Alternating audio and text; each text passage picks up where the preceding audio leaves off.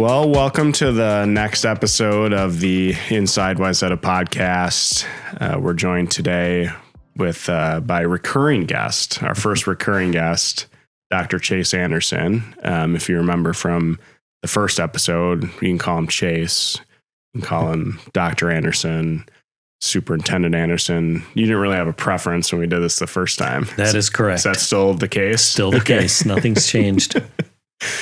So today we are talking about the referendum. So in case anyone listening has missed it, Wayzata Schools is going out for a referendum in April, and it includes a lot of different things and a lot of details. So we thought there's no better person to have on to talk about all of those things and details than Dr. Anderson. So thanks for taking a few minutes to join us today. My pleasure. Thank you for having me. So before we get into all those details, what is a referendum? Referendum is a process by which you bring a proposal to a community.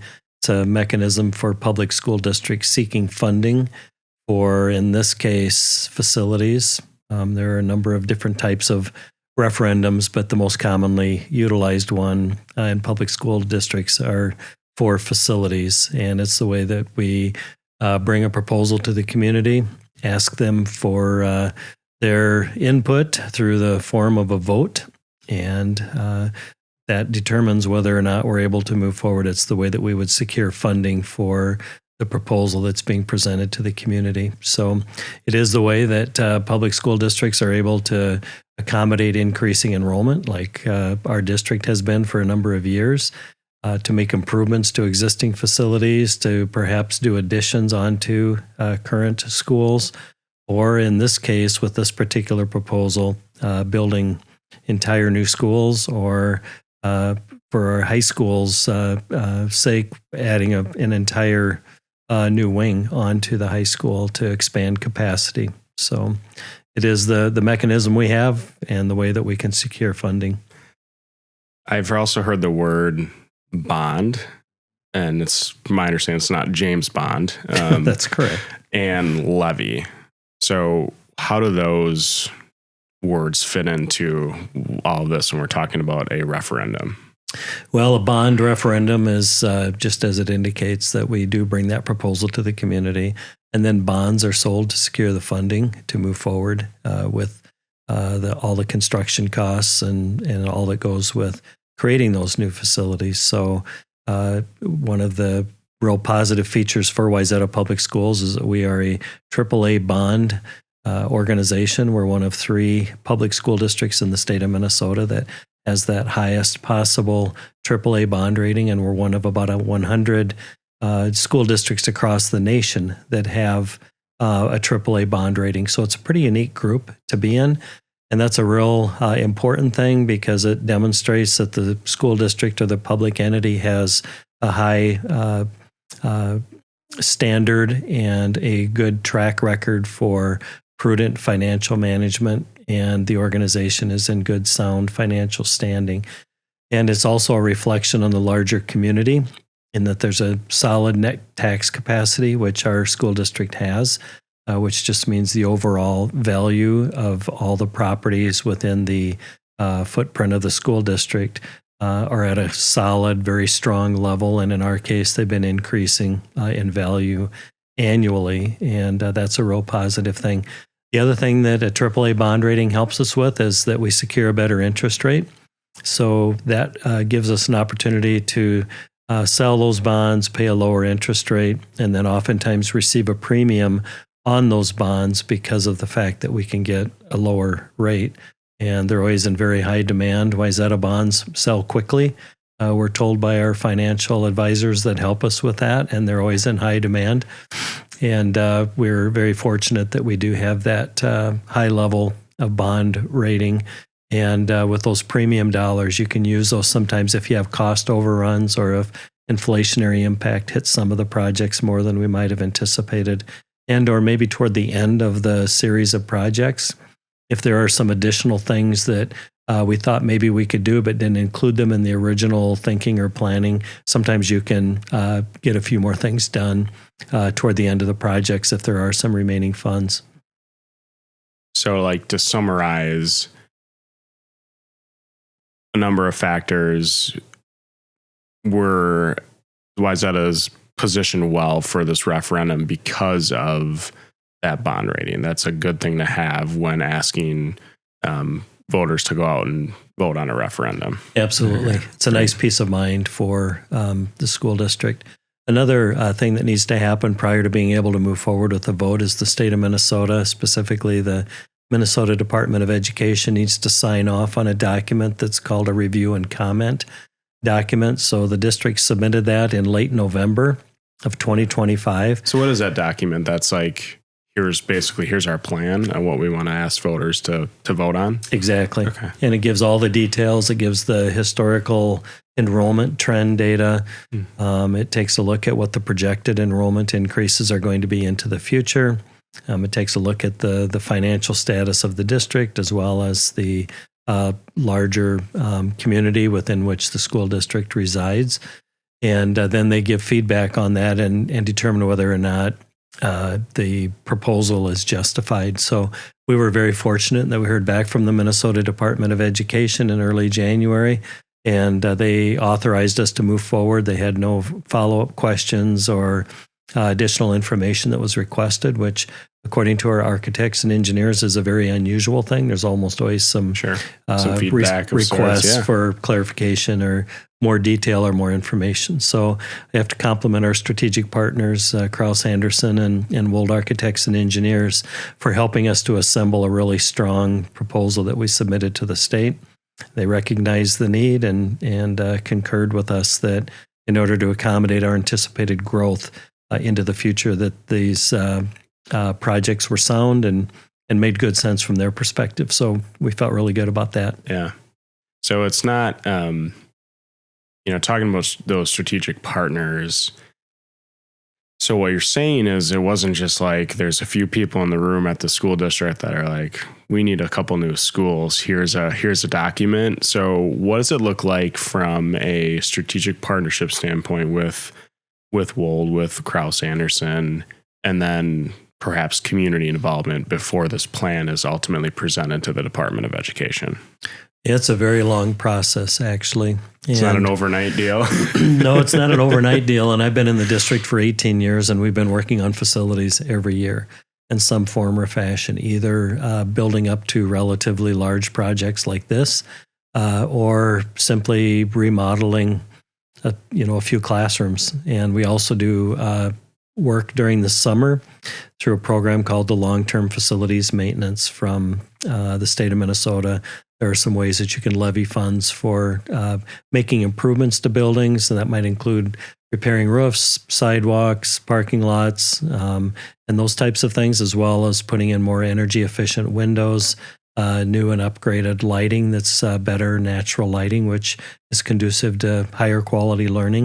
And we've been doing a lot of that over the last 15 to 20 years. So that doesn't basically where it's not just like every time you go out for a referendum, that's not the only time that improvements are happening within the schools. You're trying to maximize those dollars based on needs in the existing facilities. Exactly. Okay. We think it's important to take really good care of the facilities that we have. And we do, and we have been doing that for a long time here in Wayzata Schools. And therefore, they're in a really good position right now for the buildings that are with us. The challenge we have is that we're out of room, and the capacity is going to continue to tighten as new homes are built in the community, or as empty nesters move out of their homes and then new families with young children move in.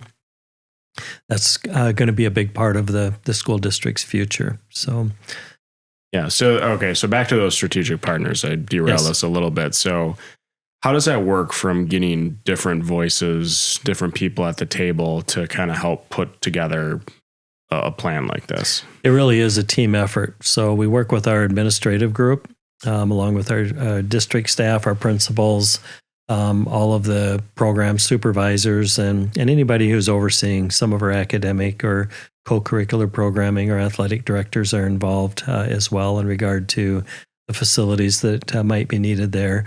Our school board, of course, is always involved in getting updates and presentations from the administrative team about what some of the program needs are and what the capacity needs are. So they have an important role in that as well. I meet with each PTA group annually, at least once, this year twice. I'm on the circuit again, going out and speaking specifically about the projects that we're bringing to the community. And that's one way that parents become involved and have an opportunity to learn more about our facilities. And then we have a district liaison group, which is comprised of our parent leaders from each one of our school buildings, and we meet monthly. And oftentimes at those meetings, I have an opportunity to share about facilities and some of the current planning and recent work that we've done. And then we work with strategic partners who have the technical expertise to be able to put together some cost estimates on the front end, like we've done leading up to bringing these questions to the community. And they're very well-versed and adept at putting together projections for what are they utilize assumptions based on their experiences of the market right now for the contractors and the cost of materials and supplies, and put together what the total dollar amount might look like to create the projects that that we have in mind that are going to be essential to our district. So they are very instrumental in the process. They factor in variables for anticipated inflationary costs. So if they know that the time it takes to after the vote to open a school is 3 years, they build in 3 years of anticipated inflationary increases so that we don't end up short at the end of the projects and have to peel back or cut back or only go halfway with something that we told the community that we would do. So we have a pretty good assuredness that they have good solid numbers for us, that they're going to materialize pretty accurately. Of course, we always try to time the bidding process and the election time in order to position us in the best possible way to get the best bids so that we can get the most for our dollar. And we've worked with these partners before, correct? Like I feel like I've heard the Chace Anderson and Wold since I've been here. They've been our strategic partners almost since the time I came. We did a facilities review early on, I think, frankly, my first year in 2008, 2009 school year. And we went through an RFP, or request for proposal process, where we interviewed a number of architectural firms and construction managers. And we selected Wold Architects and Engineers and Chace Anderson at that time to be our strategic partners. They helped us build Meadow Ridge, Northwoods, the high school addition, and a lot of the other facilities, classroom additions on some of our other buildings as well. Prior to my time here, I had worked with Chace Anderson in my previous district as well. And in fact, the point person for our projects this year is the person I worked with there.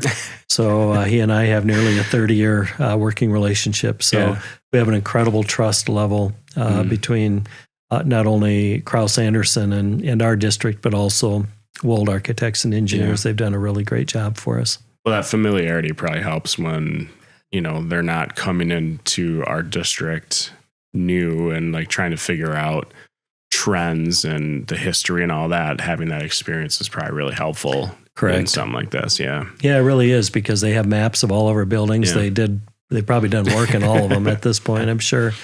And that gives them a good running start for any additions or modifications or improvements that we might want to make. And they know our team well. They know the community well. They know the growth trends, and they work with the individuals that do our enrollment projections. So they're just really highly respected and do great work for us. Yeah. And then there was a task force, right? Tell us about the task force that was involved once the plan was kind of not set, but here's the initial proposal. Mm-hmm. We had a task force group that was comprised of 18 community members that are members on a variety of different advisory groups that we have within the district. And they worked in tandem with those strategic partners, Chace Anderson and Wold Architects and Engineers, as well as a number of district staff, and included some school principal engagement as well. I think we had 4 or 5 meetings, and that led up to the creation of the key proponents or key components of the package that was submitted to the state of Minnesota. So the summary set of all of the proposal of all of the different projects that we wanted to do.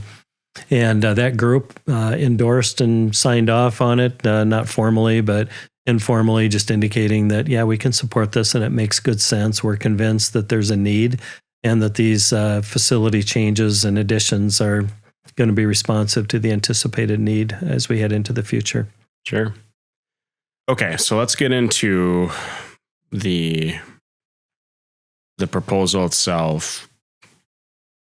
Why now? Why does Wayzata Schools need this referendum now? It's a great question. We have been growing in our district annually for the last 18 years, that's the time frame I can speak the best to because that's the time I've been here, at about 185 to 200 students per year in grades K through 12. And that trend is projected to continue into the future. There will be a leveling off at some point because we are building out closer to being at the western extreme of the boundary of our school district. So there will be a time, but it's still 10 or 15 years, maybe up to 20 years down the road before we hit that equilibrium point. And we have to be ready for when those students show up. So we have to start planning well in advance of when those students are actually here. Because when they're here, they're going to need a space. Right. And we were, school districts are always faced with that on the front end of building a new facility because the students aren't here today, but you have to take a look at what are the anticipated growth trends and what might it look like into the future. So it's a little bit of an imperfect science, but there's also some science to it. We work closely with the city governments that are part of our school district to understand their comprehensive plans on how many single-family homes they might anticipate will be created in the next 5 to 10 years. We utilize that in our projections. We take a look at what the previous enrollment trends have been. And if we project 10 years out into the future, and if we have the exact same annual growth that we've had for the last 18 years, we would be at just under 15,000 students in grades K through 12 if we grow at that same rate. I think that might be a little bit high to anticipate that we'll get fully, for 10 years to expect that we'll grow by that 185 to 200 kids per year. But we're also not going to stagnate and not grow anymore. So I think we're going to experience at least around that 75% annual increase of what we've had over the last 18 years. So if that were to happen at the end of the 10-year period, we'd be at about 14,300 students. I've been somewhat projecting and predicting in some non-scientific way for about 15 years that I think the upper limit of our district at some point would probably be around 14,500 to 15,000 students before we hit something that approximates an equilibrium, so that we probably won't need to have another bond referendum in the future to the level that this one is, because I think this will help get us real close to crossing that finish line for capacity. Maybe the only exception would be the possibility of one additional elementary. I wouldn't see that happening for at least another 12 to 15 years, if even then. So yeah, I've heard you say this a few different ways. You're talking about building out our district, equilibrium. Can you explain that a little more? I think when folks that live in the district drive around, especially if you start going to the northern part of our district, there's a lot of houses being built. Is that kind of what a lot of this stems from?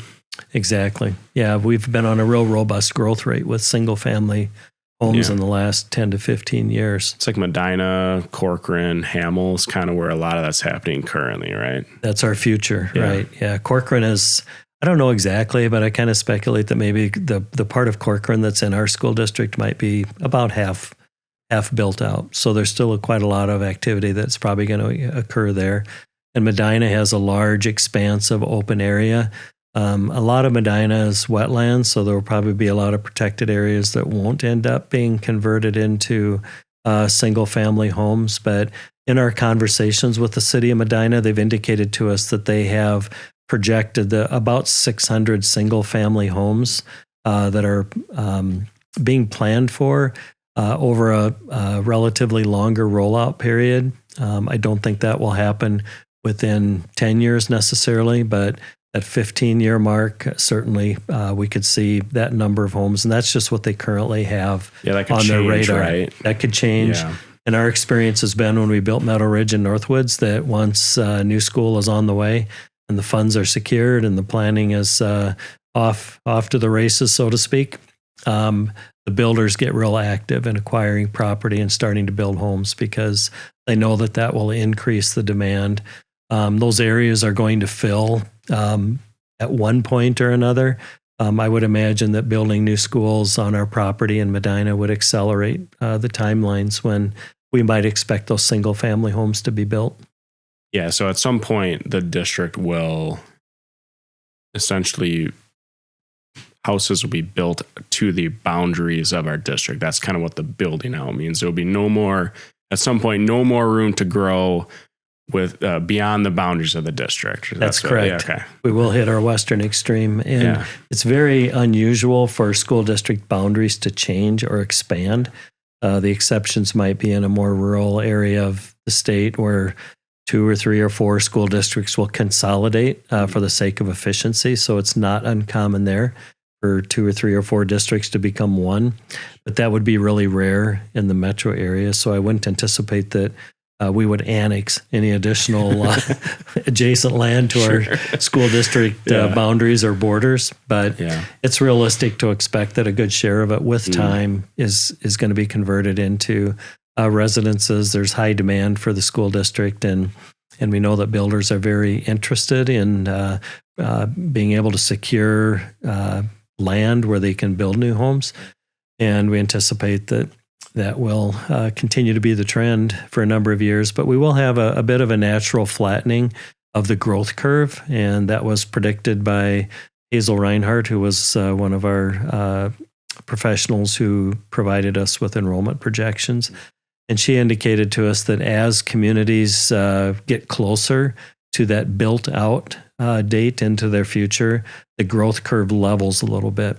So while I think it's unrealistic to expect that we'll grow at 100% of the same rate in the next 10 years that we've experienced for the last 18 years, I also don't think that we'll be as low as 25 or even 50% of that growth rate.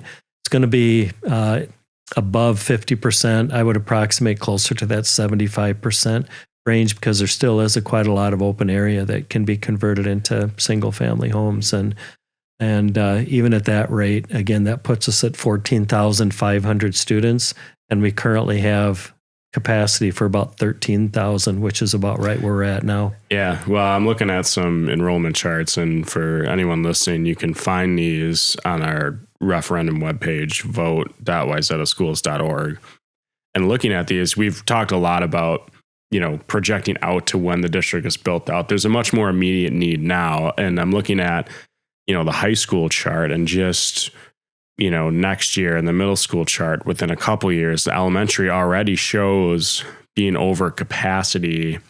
So there's an immediate need now, let alone 10, 15 years down the road. Correct. And we're projecting that by the 27-28 school year, all 3 levels, elementary, middle school, and high school, will be beyond their current capacity. In fact, the high school is right at it this year. Yeah. And with our other levels, they're going to be continually tightening up too. And one of the challenges we have, particularly in some of our buildings, but they'll all be this way at some point, is when you get a certain number of students in a building, you lose the ability to demonstrate some agility and some flexibility. In the event that you have a large number of students in any particular grade level that move in, which necessitates the creation of another section, you can only do that if you have an available classroom. And I know there's an interest in the community also to continue to monitor class sizes. And in the event that with time, finances allowing, we're able to lower our staffing ratios a little bit. We can only do that in the event that we have available classrooms to create another section in. So we continue to take a look at that and recognize that with time, we're going to have to continue to expand to accommodate the anticipated growth. And it's probably important to note too, just sometimes the concept of open enrollment comes up. So when I started in the fall of 2008 in this role, we had about 9,700 students, of which 1,350 were open enrollment students. So back in 2008, about 17% of our K-12 students were open enrolled from other districts. This year we have 13,000 K-12 students, of which about 225 are open enrollment. So it's about 1.5%. So we've been building for residents, and that's our plan with this proposal as well, is to plan for the anticipated growth in our residential K-12 student population, and we have to be ready to accommodate those students. By law, in the state of Minnesota, school districts have to accept up to 1% of the grade level total for each grade level in a school district. So for us, 1% of about 1,000 is about 10 kids per grade level. Across 13 grades would be about 130 students. And we do have flexibility to go up to 2% from the school board if it seems conducive to do so. And we also prioritize and accommodate open enrollment requests for our staff members, as well as for younger siblings of currently open enrolled students. So with that combo, I mean, we reach that 1% easily just with staff member children and with younger siblings, which is why we're at about 15% right now. So still under that 2% board imposed cap. So one more thing before we get to kind of some of the details of the requests, looking at these enrollment charts, like, again, you can find these on the website. The high school is kind of on this trajectory of growth. Middle school even is a lot like that. I'm looking at the elementary chart, and it, shows we're already over capacity. But looking out into like 2029, 2030, it starts to plateau, and even the projections show the numbers come down a little bit. What is the reasoning behind that? Well, the elementary is always the most difficult to project. So when we look at, I'll start with high school.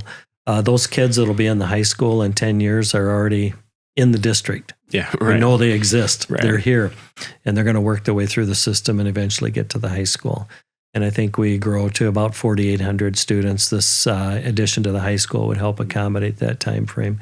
The middle school is kind of the next most difficult to project, I suppose, because we are still impacted by what I'm about to say for the elementary when we look at the middle school. So the elementary is the most difficult when you do a 10-year projection, because those children that we're projecting for years 6 through 10 haven't been born yet. So that's a challenge. We can only speculate on past growth rates, which is still the best indicator, but we can't really project what the birth rates are going to be within our school district, and they probably aren't a lot different than any other school district.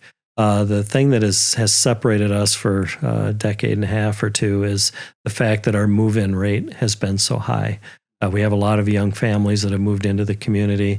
If they didn't have children when they arrived, they soon do. And typically, any single-family home that opens up from a newly constructed one that builders have built has about 1.2 elementary kids per new house that's built. So we can kind of use... Not literally 1.2, but that's it. On average over a number of homes. So it's a little bit tricky, particularly with that elementary. So I think that chart, and that's why we demonstrate it that way in the literature that we've put out, we've shaded those years 6 through 10 and indicated that it's a very conservative birth rate. What it doesn't reflect is the move-in rate and what the rollout time frame is going to be. So the more difficult challenge would be if that accelerated significantly and we hadn't done this pre-planning to have those buildings here when they arrive. Then you have to look for temporary solutions. You have to live with relatively larger class sizes, or just look for some ways that you can accommodate that growth in the short term until such time that you can build those schools. So we think that the timing is right. We're confident that our numbers are going to continue to grow. There's tremendous demand for the Wayzata Public Schools. And even though we don't advertise for open enrollment, and people are generally aware that we're closed to open enrollment, other than for those exceptions that I shared earlier, we still have high demand and a lot of people that fill out those open enrollment applications. I think for the next school year, we had about 87 requests for open enrollment into our kindergarten programs, of which maybe we'll take 20 because of the fact that they're staff members' kids or younger siblings of kids that are already open enrolled. So we're building for residents, I think, is the key message. And but we're in high demand. The brand name is strong and good, and that's why we remain confident that we're going to continue to grow into the future. Yeah, and even earlier you mentioned 600 more houses potentially just for Medina, the city of Medina, and do the math on 1.2 kids per house. Like that's, I work in communications. I'm not a math guy, but yeah, you can see why those projections are really hard, and you have to project conservatively because you need to be responsible and maintain that AAA bond rating, right? So yeah, it's probably a little bit of historical projections, but also, like you said, a little bit of a leap of faith of this is what we know to anticipate based on our history. Right. 600 homes would fill an elementary school almost in and of itself. Right. So. Okay, so let's get into the specific requests now that we've kind of laid the groundwork. So the first one is a technology levy renewal. So what is that? The district has 2 technology levies currently in place. So we do bring to the voters requests for funding to provide the resources for all the technology needs we have in the district. So it's far more than just iPads for students or computers for staff. It includes all of the instructional technology that we use in our instruction. For example, the smart boards that are in each one of our classrooms. Those are kind of the quasi replacements for what some of us knew as chalkboards. I can say that I'm one of those students. And then we went into whiteboards with the water-based markers, colored markers. We still use those. Those are still in style, more so than the chalk. The chalk dust and computers tend to not agree or interact too well in classrooms. But there's a lot of technological needs beyond just even hardware. There's all the software upgrades, and there's staff needs in order to repair the equipment. Okay, so staff are part of this levy. They're paid out of this levy. Okay, interesting. Yep. So all the technical staff that help train our staff in new software programs and how to use our new technology equipment and all of those types of things are all real critical to that as well. And also we do a lot of our safety and security through the technology levy. And that's something that is important for us. We know that that's a real community interest of not only parents and our students, but also our staff and just the larger community. We want to be sure that we're adequately protecting our student data and our staff data in our HR systems, and to continuously upgrade the firewalls and protective capabilities of our technology system so that we can do our very best to protect against that.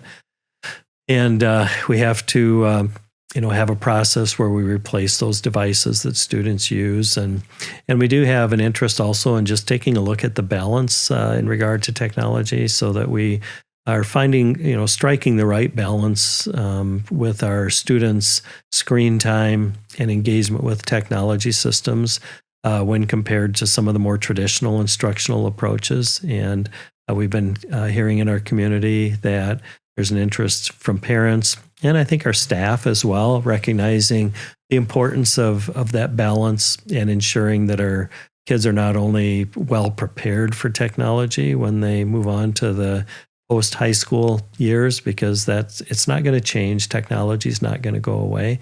But we want to make sure that the human touch is there and that there's that interaction and that collaborative learning that students have a chance to do and learn to work well together and be creative and prepare in that regard for their futures as well. So there are a lot of things that we need to put into consideration about our technology systems and these two levies, which bring us about $12 or $13 million each year. Again, there are two levies, each bringing about half that amount, or $6.5 million. And then if this is approved, it would be extended on whatever the remaining years are for this levy for an additional 10 years. Okay. And I'm seeing there's no tax increase on this specific request. That's correct. There's no net tax change with that. Doesn't mean that that levy is free. It just means that it won't change because it's a renewal of an existing levy.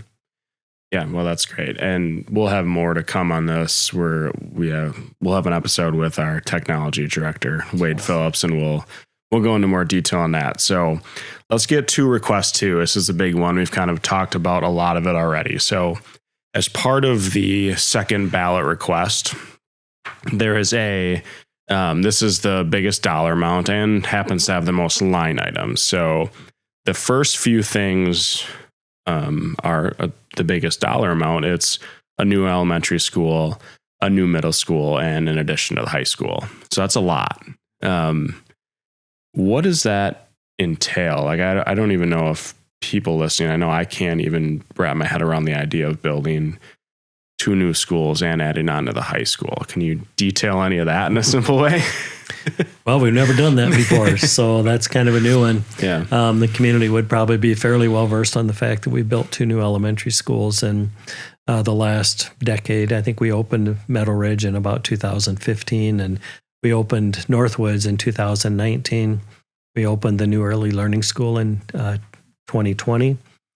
So to have all these projects going at the same time, it will be somewhat of a heavy lift, but we have those great strategic partners I spoke about earlier with Chace Anderson and Wold Architects and Engineers, and this is what they do. So they know how to help coordinate the timelines and do the bidding and help ensure that all of the contractors are secured and all of that. So our goal will be to obviously manage the oversight of the financing, work in tandem with our strategic partners with the bidding process. School board will be approving a lot of bids if we're able to move forward as they come in. And we think the timing for this will be pretty good for conducive bids. There is kind of an art to the timing of when you bring questions like this to the community, because our contractors are well versed on when school districts might have the best opportunity to get the lowest bids for the work that needs to get done. Because in the school business, everybody wants summer, and they want to build, everything they need between June 10th and August 28th. And could you please build us a new school in those 2.5 months? Well, it just doesn't work that way. It's more like 2.5 years from the time they break ground on building an elementary or middle school. So it'll be a lot of work that's happening, but there's some economy of scale, we believe, that'll happen when 2 schools are perhaps being built at the same time, because contractors like big jobs where they can keep their workers employed, they can deploy all the equipment and machinery they need in order to get the work done. So these schools are being built in a nearby location, from my understanding, correct? Yes. Okay. The district purchased about 85 acres of land in Medina, I believe about 7 years ago. I can't remember the exact year, maybe 2018, I think, is when we purchased that.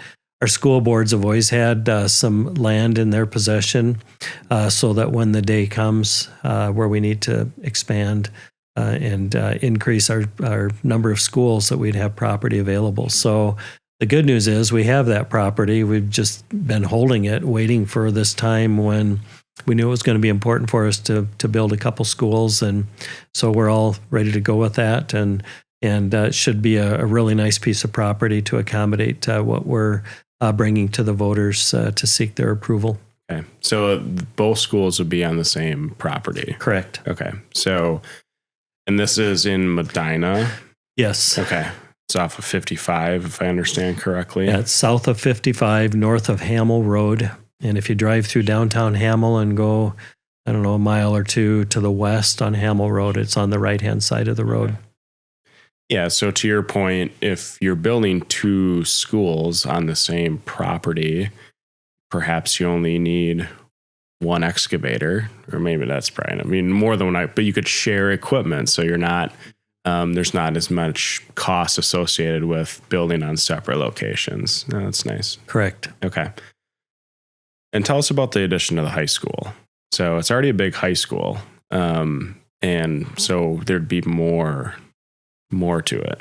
That's correct. Currently, we have capacity for about 4,000 students. When the original building was built, it was designed for 3,200. And then we did an addition back in 2015. I think that addition opened up. And that brought our capacity up to about 3,900 or 4,000. With this proposal, it would increase the capacity of our high school up to about 4,900. Again, I mentioned before maybe that will get us close to that equilibrium point at the high school. I don't think that this district, with the amount of available space to grow yet, is going to grow to a point far beyond 5,000 students. But it would include the addition of a wing on kind of the northeast part of the building, and it would include the CTE, or Career Technical Education, series of classrooms that would be specially designed. This is how we're envisioning it currently. All the design and all the planning will happen after we have secured the funds, if we're fortunate to be able to move forward. But there'll be a long phase of design and determining what kind of classrooms do we want and what type of program would we want to add. And for example, just as one of the possibilities, is we started a CNA program at the high school recently, which is a Certified Nursing Assistant program. So students can literally earn their credential while they're in high school to be CNA. And we might be able to create some classrooms that would replicate an emergency room or a clinic or some other type of a medical facility that would give students a more real life experience. So we have those types of concepts in mind so that we're able to really help prepare our students even better for their futures. And we think that would be a wonderful addition to the high school, as well as the fact that it would just help us accommodate more students that are heading to the high school. And we would probably then recommission some of our other spaces. For example, we have a classroom that currently is for our carpentry program. We probably could create a much better carpentry classroom than what we're currently using. Sure. And then we can remodel the current room in the high school being used for the carpentry and engineering classes into other classroom space that would help us accommodate part of the total student enrollment at the high school. Yeah. So we would recommission those rooms into facilities that would help us accommodate the growth while we're creating more specialized classrooms that we can deliver this type of instruction in an even better way. Yeah.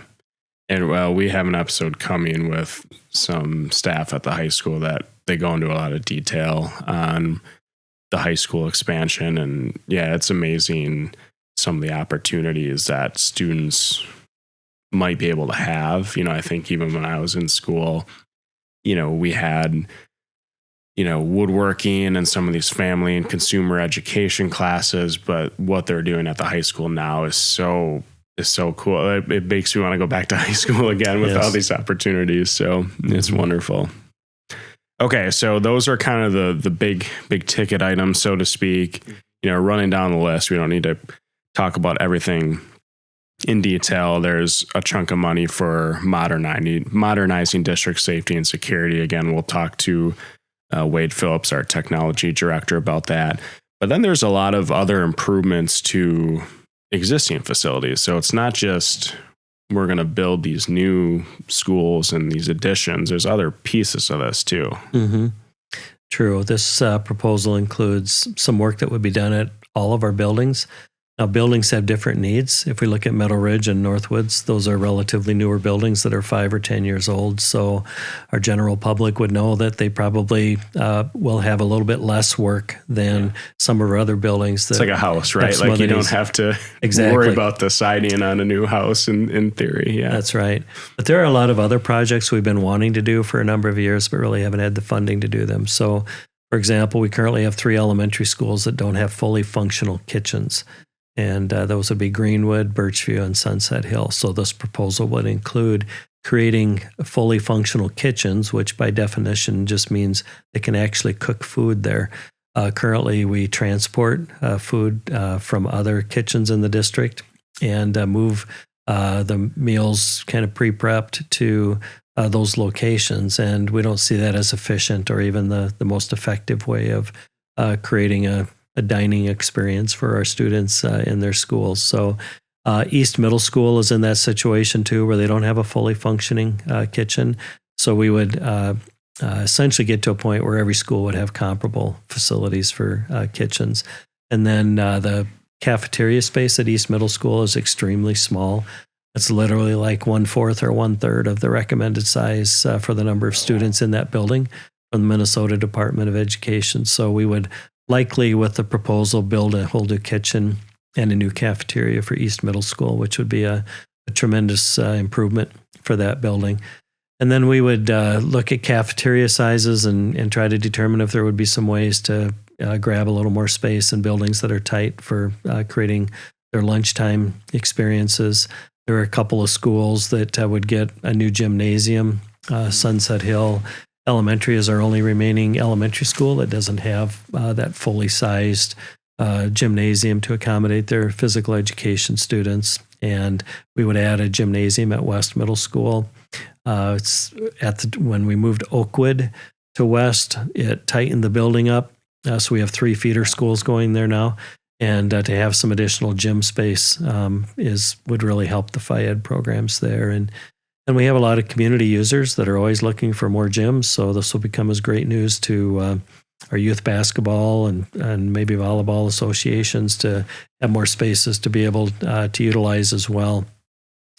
And there's also some work that would be done at Plymouth Creek Elementary in regard to transportation flow around the building, doing a better job of separating buses from automobiles and maybe changing some pedestrian walking paths, et cetera, around the campus. So there are a lot of additional things that we'll be able to do with these funds. And I see early learning on here. Correct. Yeah. Okay. So it's a second floor remodel. So that was part of the 2020 referendum, correct? It was probably, I can't remember the exact. That's when year. it was. Might have been a 2017 referendum. And then it opened and yeah. Okay. Yeah. Yeah. So when I think the early learning school was funded through a different type of a mechanism, but we had enough funding to finish the first floor, but not the second floor. So we always knew there'd be a second phase to create 3 additional pre-K classrooms. There's a high unmet demand for pre-K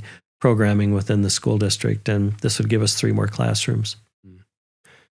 Okay. Well, that's, looking through the list, and, I'd say it again, you can find this all on our website as well. You're hard pressed to find a building that doesn't get some sort of improvement out of this. Correct. This proposal. Yeah. Okay. So let's move to request 3. So, we kind of could have mentioned this earlier. There are 3 requests that are going to be on the ballot. The request 1 was that technology levy. Request 2 is what we just went through. That's kind of the new and improved learning spaces. Request 3 is a swimming pool. So why does the district need a swimming pool? Well, I suppose the simple answer is because we have swim teams, and we have about 200 high school student athletes that are part of our swim teams. And we don't currently have a swimming pool. We have smaller pools at East and West. So we do have 2 swimming pools in the district. Those are not large enough to accommodate a high school program. So we're seeking a way to have a facility right on the high school campus. And we separated this off into a 3rd question so that we had a unique opportunity to speak more specifically about it, just like we're doing right now, to help reinforce the need and why it would be important for us to have control over our own facilities. So currently we lease the Lifetime Fitness Pool. So we've been involved in that lease for about 30 years. It was a 40-year lease, so we're kind of on the clock right now with the final 10 years of that agreement. Where's that pool?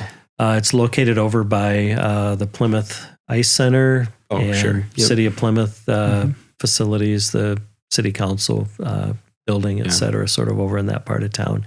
So it's not conveniently located at the high school. So literally our swimmers, when they finish up fourth block, make their way to their cars, drive over to Lifetime Fitness, do their practices or meets there.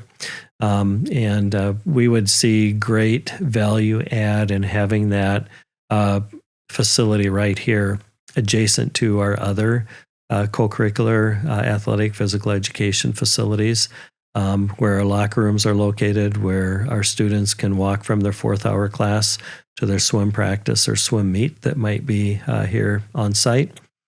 And we also really like the idea, and this is for me probably the biggest selling point, is just we want to be able to control the safety and security of that facility. And Lifetime Fitness is shared with the membership of the club, and again, it's been a good working relationship for 3 decades. We don't have any assurance that would be renewed in 10 more years, and we need to ensure that we have access to a pool. By the time this pool might be available, it could be 3 or 4 years into the future if we're fortunate to be able to move forward with it. And it would be a little bit unsettling to think in terms of potentially not having a pool for our student athletes to participate in a really big program for our high school, actually. There are also a lot of swim clubs in the community. There's high demand for utilization of any swimming pool that's available. So it would be a facility that would be in high demand by some of our user groups. There would be opportunities for community ed and the city of Plymouth to create some adult swim classes and swimming opportunities at our pool. And we would just really see it as a great benefit and a great addition for our high school athletic program, and also for our physical education program, because we have 90-minute blocks of time, or near 90 minutes at our high school. That's enough time for a physical education teacher to do a swimming lesson and actually offer some swim classes as part of our high school curriculum. There's always high demand in summer months, especially for lifeguards and students who are water safety certified, and we could do our part to contribute to the employee pool for those that have that certification, if kids could take that during the Phi-Ed classes. Sure. Yeah, and I had a note here. I had learned this the other day, that Wayzata is the only school in the Lakes Conference that doesn't have its own swimming facility on campus, so to speak. I think that's accurate, yes. Yeah. Mm-hmm.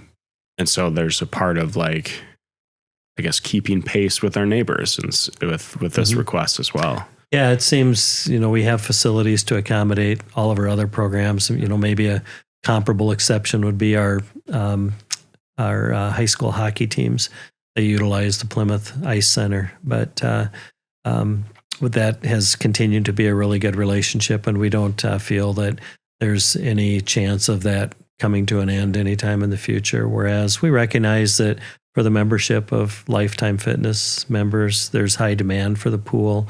Oftentimes there's shared time when our high school swimmers are at Lifetime Fitness, and it just really gets complicated, and we don't control to the level that would be helpful the times that we can use it, the access from the general public when our high school athletes are at that facility. So there's just really a lot of good, sound, solid reasons why it would make sense. There's also economy of scale or efficiencies built in when you might be able to build it at the same time rather than at a later date when we're already doing this work, because the inflationary costs are just going to continue to go up, maybe, 5 to 10% a year. You just don't know from year to year what the increased costs are going to be. So we feel it's a really good time to bring this question to the community. Okay, so that was a lot. There's a lot going on with this. Again, you can find all this information on vote.wayzataschools.org. I think there's the obvious question is, I think this is a big dollar amount. And granted, there's a lot of, people and buildings and facilities that would benefit from this, but what would you say to someone that says, wow, Chace, this is a lot of money? I would say, yes, it is a lot of money. And our students continue to thrive and flourish. And a big part of that is because they have facilities that are conducive to learning. They have wonderful teachers and other staff working in those buildings that help ensure that they get an incredible education. And we want to make sure that our facilities are designed in a way that they can be responsive to the unique needs of our students. So we have so appreciated the support from our community over the years. We've always done our best to package the proposal in an understandable way, a concise way that makes good sense for the community. And a big part of the reason that the people continue moving into the district is because we do have very nice facilities, and we have outstanding academic and co-curricular programming.